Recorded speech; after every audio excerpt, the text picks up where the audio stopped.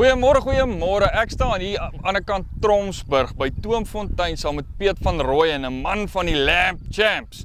Hierdie lammetjies hier agter my is wat hy besig is om voor te berei vir Augustus se kompetisie. Kom ons hoor 'n bietjie wat sê die man. Môre Piet, hoe gaan dit? Goed om jou aan, welkom by ons. Ag, dankie Piet, waardeer. Hoorie Piet, kom ek wil nou eers hoor, waarmee boer julle alles in hierdie area? Jong Anu, voorheen was dit maar 'n meer gediversifiseerde boerdery. Ons het nou maar oorgeskakel net na ons grane toe. Ons produseer maar ons mielies en lucering en dan plant ons maar ons haver vir ons droëlande. En dan fokus ons hoofsaaklik maar op ons skaapras wat die Doenie Merino is. OK. Nou sê my, jy het nou klaar gesê julle boer met die Doenie Merinos, maar julle is nou besig om voor te berei vir die Lamb Champs. Dis reg, ja. En hierdie lammetjies hier agter jou is nou spesifiek die lammetjies wat voorberei word vir dit. Ja, dis reg, ja. Ons het 2 lammerye in 'n jaar. So die ene vind nou plaas, is ons voor die winter lammerye, en dan het ons weer 'n lammerye wat Augustus plaasvind. So hierdie lammers gaan toevallig hulle gaan die kat maak vir die Lamb Champs wat in Bloemfontein plaasvind. OK, so julle gaan bloem toe. Nou sê my 'n bietjie, wat maak jou lam anders as die volgende ou se? Ag jong, ek dink ons sit met 'n groot voordeel vir ons area. Die area is geweldig geskik vir skaap. Skaap was bittergoed nie so aan vir al die wolskaap. So ja, dit is maar 'n dubbeldoel ras. Ek dink ons produseer 'n groot hoeveelheid lamvleis per hektaar. Ons het 'n hoë uitset van lamvleis. Ons boer hom meer ekstensief as intensief, maar met die intensiewe faktor wat ons het, stel dit ons in staat om 'n hoër uitset te hê vir die lammers. OK, nou sê my gou, hoeveel van jou resultate kom van voedsel af en hoeveel kom van genetika af? Anu, ek dink is 'n baie goeie vraag. Ek dink die een kan nie sonder die ander een gaan nie.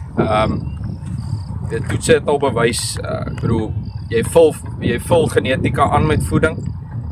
Maar soos jy ou mense gesê het, jy gaan nie 'n donkie voer om die July te wen nie. So ons probeer die twee kombineer. Ek dink is die belangrike deel van dit is om jou kudde strategiese voedings amper sê vir 'n hulpmiddel, nie om jou veld te vervang met jou voeding nie, maar om per se op strategiese tye jou sekere diere aan te help met 'n byvoeding, 'n prikkelvoeding, 'n lek, 'n soutklip, die klas van goede, en om dit nie uit verband uit te ruk nie, om dit meer strategies te doen, om dit meer winsgewend te doen. So met die regte hoeveelheid op die regte tye gaan die regte lysie werk. Korrek. OK, nou sê my gou, dan wil ek hoor die Vrystaatse klimaat, speel dit vir jou 'n effek op jou skape? Jong, ja, partykeer dan dink ons dis ideaal hier so, en ander kere dan kry ons 'n bietjie 'n droogte wat onvoorsiens was of oormatige hoeveelheid reën, maar neigend is die klimaat vir ons baie voordelig hierso. Die skaap hou van die klimaat, ons is nie te nat omgewing nie. Siektes pla ook nie te veel hier by ons nie. Ek dink is 'n baie gematigde klimaat vir skaap en lamproduksie. Piet, sê my gou, hoe lank vat jou voorbereiding vir jou lammers?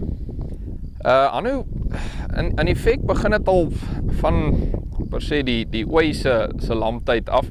So ek dink 'n goeie voorbereiding vir jou jong ooitjie maak 'n goeie lam. So in effek vat dit baie langer as die 5 maande wat dit nou gaan vat om hierdie lammers voor te berei. Maar ja, ek dink om 'n ewekantsig op 'n gemiddeld uit te kom, behoort ons hier tussen 4 en 5 maande om 'n slaglam voor te berei, en om veilig te wees so 5 maande om 'n lam tot op sy slaggewig te kry van, kom ons sê 45 kg lewendig, ja. Ek sê my, vraagie, teenoor die moderne manier en die manier wat die ou manne dit gedoen het, waar staan jy rondom dit? Ja, nou kyk, ons kom van, ons is nou al, ek dink van jare is dit nou 185 jaar wat ons op die plaas boer. Nou nie ons nie, ek dink ek lyk goed vir daai jare. Ja, mooi man. Maar hoe produksie gelyk het 185 jaar terug. Ek bedoel, hier waar ons nou staan, sou jy nie 'n lucerningland gekry het of 'n heining gekry het of krippe.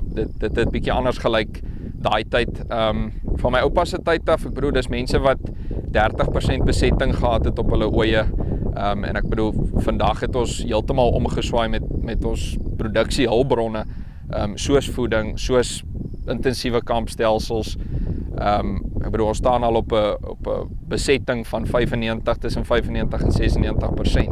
So ek dink dit spreek boekdele van waarvan af produksie kom in terme van lammers en wol.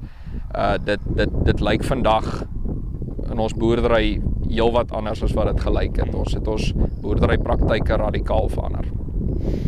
Okay, Piet, sê my gou, gaan julle karkasse uit die hand uit verkoop? Ja, nee, ons gaan hierdie jaar weer karkasse inskryf vir die veiling. Ek glo BKB hanteer jaarliks die verpakte lamafdeling. En dan nou jou laaste vraag. Piet, dink jy hierdie jaar is jou jaar vir die Lamb Champs? Jong, Anu, kom ons hoop maar eerder, hierdie jaar is die jaar vir die die skaapbedryf.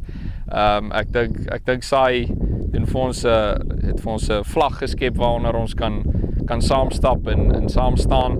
Ek dink is ons plig om deel te wees daarvan as produsente.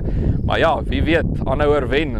Daarom nou nie ons eerste jaar wat ons betrokke is nie, so kom ons hoop maar so. As hy Piet, baie dankie vir die chat. Dankie. Okay, en dit was nou Piet, al die pad hier van Toomfontein af. Piet is besig om reg te maak vir die Lamb Champs. Gaan bietjie op die Lamb Champs se Facebookblad kyk, die datums. Piet gaan in Bloemfontein wees. Kom ondersteun die manne. Ek's Anu van Farm Spice. Mooi dag.